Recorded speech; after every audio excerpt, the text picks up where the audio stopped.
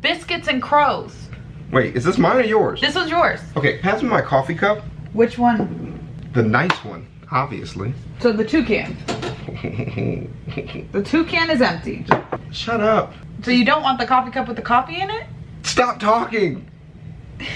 Pass me my coffee cup. It's your boy Chavez here reminding you that toucan do it too. Are you gonna ask me why I said biscuits and crows? No, it's not your channel. ChavezzSlovakia. We are finally back for more Sam and Nella. I have my beautiful fiance with me. We are now wedding pending. And 26 days and counting. And we're still shooting vids because we have bills. Can you pay my bills? Can you pay my automobile? Can you pay my telephone bill? If you do, then maybe we could chill. I don't think you do. So you and me are through. And Skin's happy because she can officially sing and dance in videos, and it's okay because YouTube has finally made it so they cannot monetize your video for just singing 2 or 3 parts of lyrics, which has happened to us several times. So, we're here for more Sam and Nella. Sam and Nella Academy, the sickness you get from not washing your hands before you cook chicken. I've been making this joke for about 2 years, and I'm still gonna keep tired making of it. It's tired. It's not tired. It's dead. Shut up. Shut up. You're roasting a dead horse right now. Dude, and that would be delicious. You ever had a roasted dead horse? Oh my God. So, animals in space, a brief history from Sam and Nella. There's been a long and luscious history of lox floating around in stocks of space. Do you want to just start the video? No. I want to make that better. Salmon. Right. Okay. Yeah. The stocks. Right. Were a place that they put people who committed crimes. Right. Okay. You're helping here a lot. So the lox are salmon that have been put in stocks. You know what? We're just gonna, this is going nowhere, is it? And then put in space. I did it. I made it so that it was an animals in space thing. Project your trash into space. All right. Here we go. Play. God damn it, Skitten! You didn't change the audio. You didn't tell me to. Bottom right hand corner. Right click. Bottom right. There we go. Sound settings. There we go. Output device. Come on. That's what's wrong. Output device. Here we go. Okay, gonna turn this off. Turn it on. And we're gonna play it. Yes. Hey kids, animal test subjects have always been an important facet of science. They allow us to study physiology in more destructive ways than we can get away with on humans. Wait. So we just watched fucking Black Mirror. Yo. And they showed the one with the fucking implant but they put in the rat, and the guy had the implant to feel pain and shit. Crazy. Insane.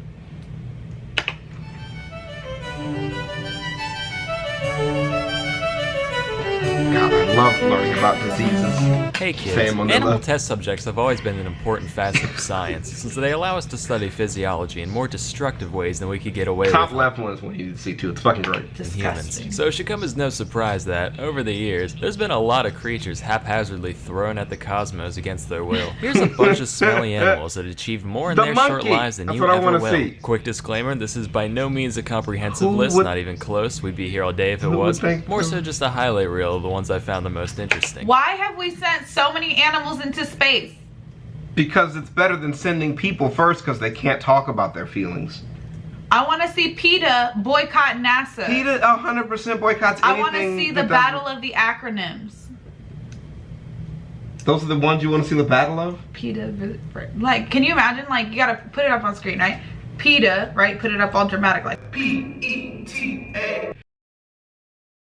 And then like a really graphic, grungy like verses, and then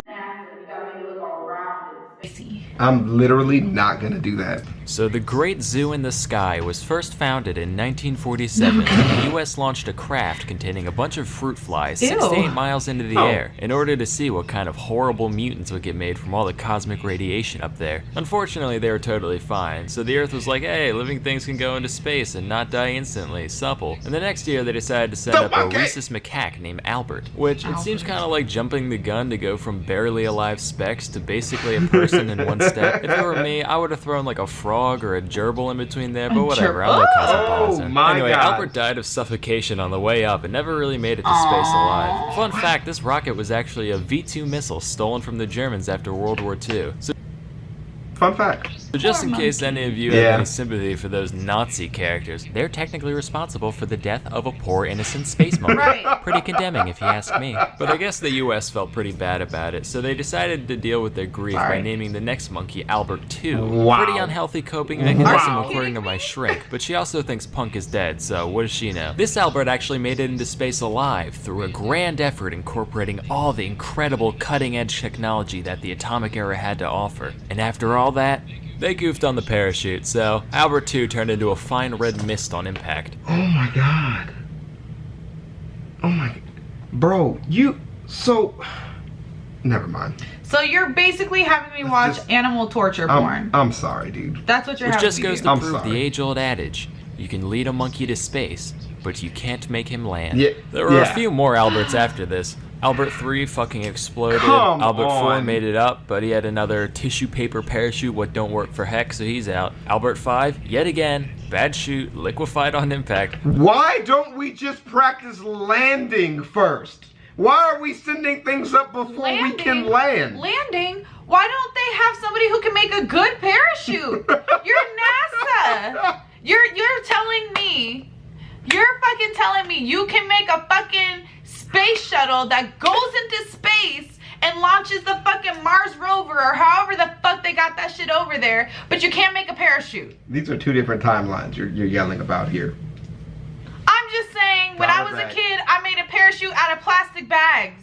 So that's what, And it was just as effective. That's what they were using. Plastic bags. Until finally, in 1951, on Albert number 6, they 1951. figured out how to make a big blanket that consistently makes you not immediately die when you fall from the sky, and the monkey was recovered alive from the capsule alongside his 11 mouse roommates.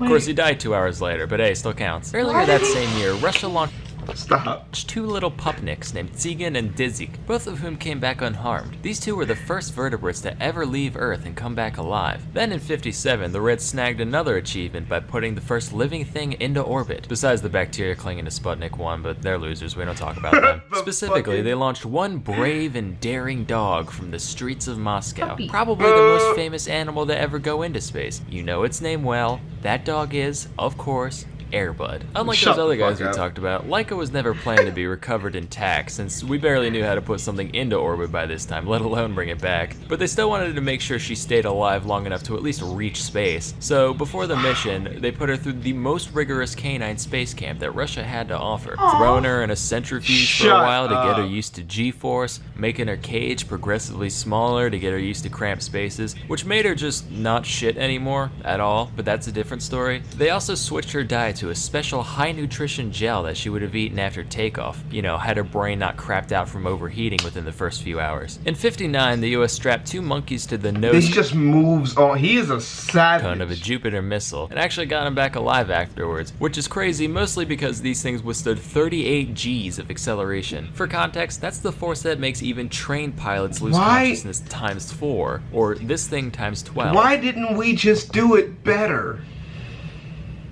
I think you're onto something with the whole plastic bag thing. That's terrible. Or roughly the same forced experience when you realize that's not a normal speed bump, but one of those evil tiny ones that ruin your life. You know the ones. Well, that's what you get for doing 25 near a hospital, Sam. Well, hey, good thing I'm already here considering the ballistics test that just went down between the roof of my car and my frickin' skull.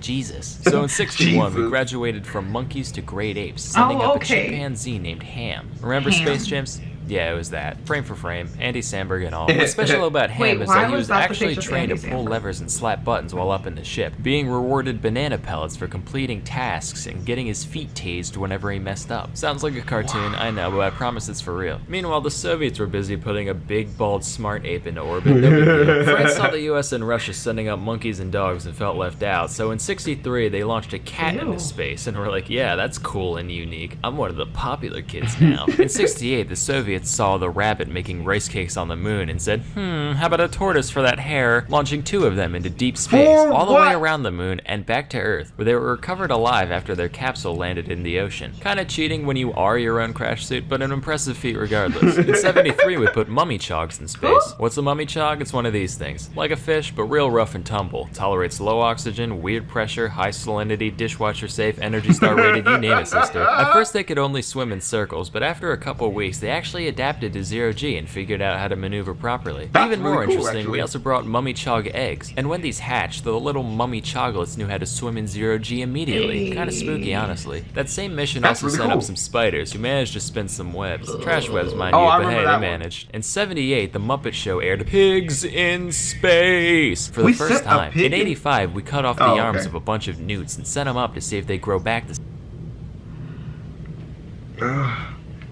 God, the commentary is hard when you're talking about cutting up animals. Don't do. I didn't even do that as a kid. Why did scientists get to do it with millions of dollars to work with? same way. The reasoning behind this being, if a newt can't grow stuff back, then an astronaut with a paper cut probably can't either. Fortunately, they rearmed themselves at the normal Dude, rate, we so all's obviously good on that had front. no Around the idea same anything. Like, I guess how would you learn?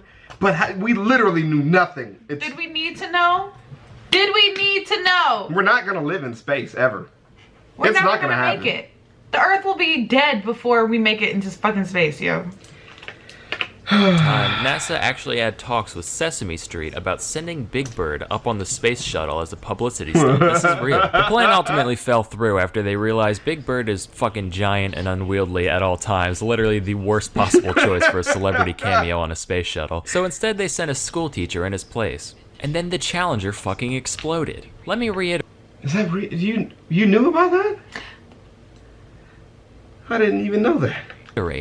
There is a timeline not too far from this one where Big Bird is a casualty in the single worst astronautical disaster in history. A tiny evil part of me almost wishes Shut that up. happened. Like, that's just so indescribably absurd. In the early 90s, we set up some baby jellyfish to grow up in space just for laughs. They figured out how to maneuver just fine, but when we brought them back down, they literally didn't have a concept of gravity and couldn't orient themselves properly in their new environment. Which, being a jellyfish is the easiest thing there is. You just kind of exist, maybe squirm a little now and then. So when you manage to somehow mess that up, you know things have gone seriously wrong. In 2003, the US sent up a bunch of invertebrates, do remember including that. silkworms, spiders, carpenter Yep. bees, and harvester ants. Whoops, they exploded. In 07, some tardigrades went up, Tardigrades. totally exposed to the vacuum of space for 10 days, which, surprise, surprise, they were fine. On that same mission, a cockroach gave birth, creating the Ew. first organism that we know of to ever have been conceived outside of Earth. And finally, in Yeah, that 2018, was disgusting. Hey, it's your favorite guy. Elon Musk sent a big that basket dude. of mice to the International Space Station. Actually, edit that out. Just, you know, because he can. So those are Edit that part out.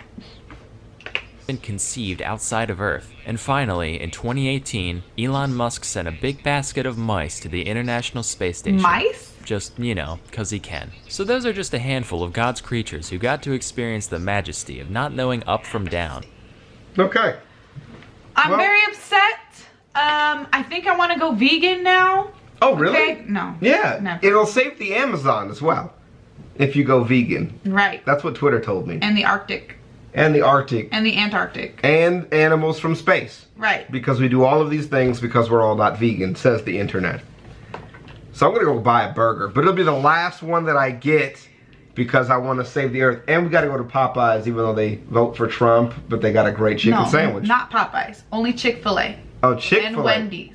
Uh-huh. And KFC. I gotta check into But that. not Popeyes. I gotta check your facts Popeyes is safe. with my stomach. All right, guys. So, you know, it's actually kind of surprising to me how many times we've blown up live things with some of the smartest people on the planet. And I'm a little less horrified now watching Salmonella videos. I just kind of feel bad in my gut, which is hard to express on my face. But I kind of expect it because I know he needs therapy. And we're here for him still. If he needs the therapy, we're down to talk. Feel free to reach out. I don't even charge by the hour for my favorite clients. Hey, so that's good to know. Well, we'll see you guys on Stick Getting's channel. Peace out.